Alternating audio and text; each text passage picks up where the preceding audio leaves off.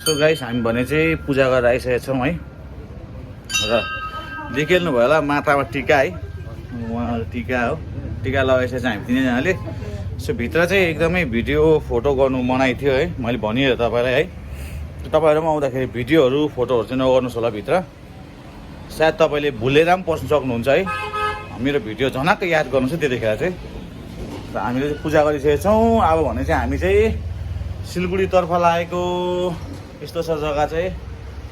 So आज भने चाहिँ हामीले चाहिँ हाम्रो दाजु अलिक बिसन्च थियो है, बिमारी थियो र दाजुको लागि प्रार्थना है, साथै हामीले उहाँको स्वास्थ्य लाभ होस् भनेर चाहिँ यहाँ प्रार्थना गरेका छौँ है।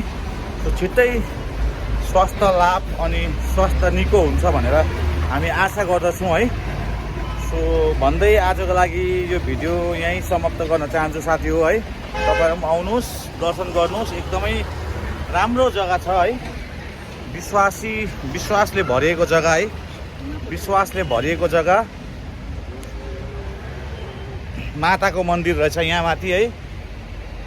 यस्तो छ है साथी हो, यताबाट गान्तोकबाट आउने बाटो हो र यस्तो भएर यो चाहिँ सिलगढी जाने बाटो र भित्तामा मन्दिर छ गाइस, यहाँ माथि मन्दिर हो।